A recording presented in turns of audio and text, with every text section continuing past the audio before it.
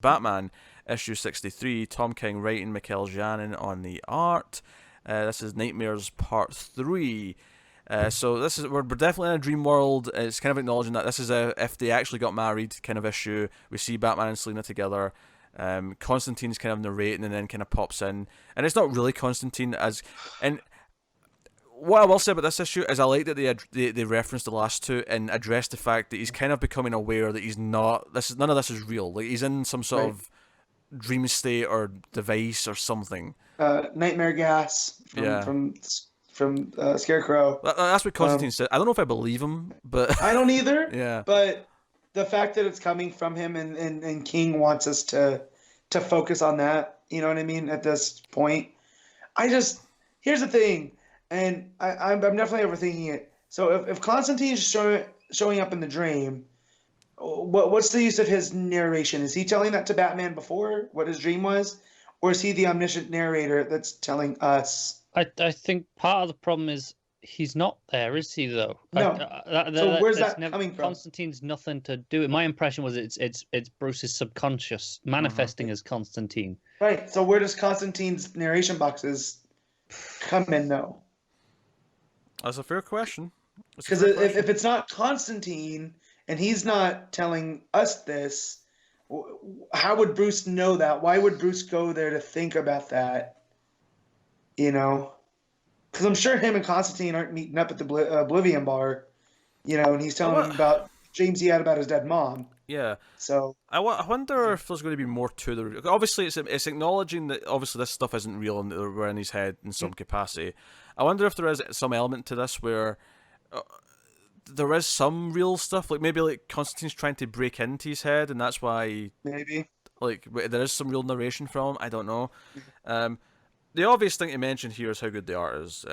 Janin typically does a good job. So I actually don't think. I think it's far from Janin's best work. Actually, I think it's kind of stilted. To me, I think it plays into the storyline because it feels a little bit off. Like it's Janin, but it's like Connor said, it's a little bit stilted. But I feel this by design. Like I don't feel like he just, phoned it in. I mean, maybe, but I definitely enjoyed the art less than I usually do when he's on a book. No, was it a different colorist? I don't think so. I mean, it looks pretty great. I think his Two-Face looks a bit weaker, but yeah, I don't know. It just didn't have the flow that I usually expect from him. Like I said, it felt stilted. But well, there's a lot of one-page scenes, and it goes through a lot of things very quickly. I don't think there's the chance for it to have that much flow in each scene. It's not that type of issue by any stretch. I was still into the art quite a bit. But yeah, it's basically just Batman being in his dream, and he's with Catwoman, but eventually Catwoman is going to die. So it's kind of like giving him the dream, but then giving it this traumatic ending. Yeah, but see, unlike that issue with Superman where they always bring that up with Lois, like one day Lois is going to die and you're going to look like you're 40. With Batman, it's like, well, he can die at any time too. So like that felt like a little. I get what he was going for, but it still felt a little hollow with I don't know what you guys are getting into. It probably speaks more to Batman's fear that being associated with him is going to be more likely to lead to her death, perhaps. Yeah. I mean, it's hard to really Alfred, buy into that when she's running around dressed as a cat. Yeah. Like if that was Alfred, or even like we saw in Tech, the Doctor. I'm Tompkins. Tompkins. Sure. That I could see because they're there to support Bruce, not Batman. Where I feel like a lot of the cat and bat stuff is based around Batman himself. And so, like Connor said, it's hard to. It's like with Dick. I didn't like seeing Dick get, and I don't like what it's brought. But like, that's part of being a superhero. Like so for that to weigh on Bruce, it's a little bit different. I feel so. Matt was cutting out a little bit there, but I mean, we got the gist of what you were saying. Yeah.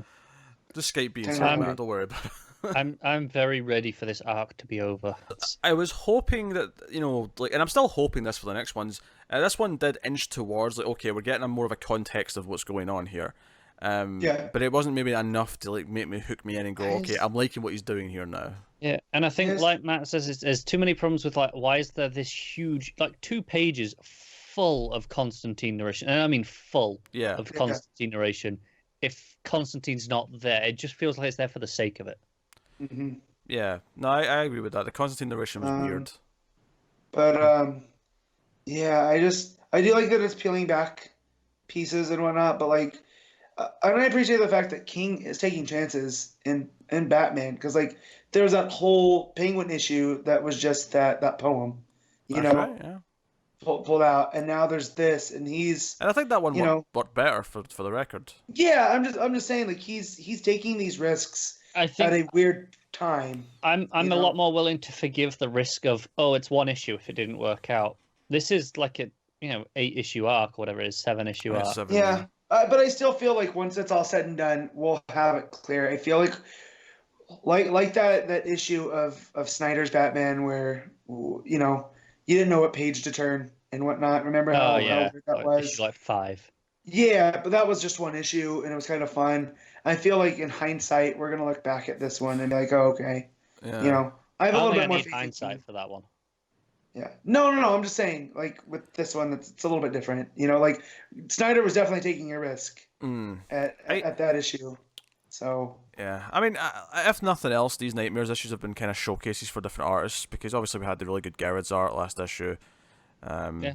I feel like that's going to be the consistent thing here, because we've got an Amanda Connor one coming up, I think. Yes, that was in April. I think they were in solicits. So, we have different artists basically showcasing these different things. And it almost would have been better if those first couple of pages just had no narration. It was just, here's the full page spreads of them on their honeymoon.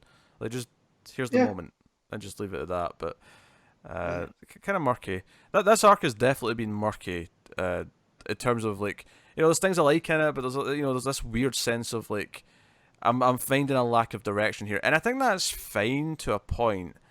It feels kind of weird here. Yeah, I definitely feel he's going for that David Lynch vibe, but David Lynch is really good at that, right? Where it's this etherealness and nothing makes sense because it's dream logic, but it makes sense to him.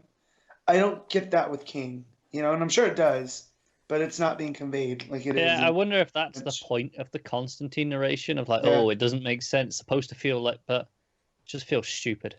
Yeah, that's how I feel about most Lynch stuff. That's why I don't watch it. No. Hey, again, it's taste. I'm not doing this again. It's fine. Joe, is weird as well. If Constantine's not there, why do we have an entire scene? The whole thing with a dream, right? Is it's all, you're always there. You're following yourself. Mm-hmm. When Constantine's going up the lift, talking to the guy, and he's like, "Don't worry, I'm not even here." Yeah. There's stuff that just doesn't. But yeah, which implies that it's not a dream in the traditional sense. That there's maybe more to this. I don't know. It just seems weird that if this is Bruce's experience, which is the assumption we're working under, that we don't see Catwoman being shot, but we're with John going up a lift. Like, what? No, I get not seeing Catwoman be shot because I don't think Batman saw that either. I think the point there. Fine, okay, if it's dream logic and it cuts to it's happened, right? But it still doesn't explain to me the lead into that scene. That's what I'm saying. Maybe there's more that will make this feel better later. Just purely because it does feel weird to cut away from that if this is just all Batman's POV. It feels like it should be. But, I mean, the first one wasn't Batman's POV, but the first one was mostly other people talking to the kids. Talking to Master Wayne. I assume, to be honest, in looking back at that, my assumption was how in the second issue that Pig turned out to be Damien. I assumed that Master Wayne was actually kind of him. He was in that mindset, thinking he was that kid. I can see that. Yeah. I can see that. But it's getting us talking about the previous issues now, and what they all mean, and I think that's kind of brilliant on King's part. Yeah, I mean, maybe by the time we get to the 7th one, we'll be looking back at some of these other ones with a whole new light and saying, okay, this is maybe what makes more sense now. It's weird for a monthly or a twice a month book to read it issue by issue, but we'll see. We give it a Matt. We rating it. It's a 7. The art are strong, but again, the story I'm not feeling as much. But yeah. Connor. Yeah, I'm not feeling it still, so I'm gonna go with a 4. Yeah, I'll go with a 6. I feel like I couldn't quite get into the story of this one. as much. As much as like we had obviously some similar problems with the Pig one, I still feel like I was more into just what was happening in the moment with that one. Yeah. So It's fair.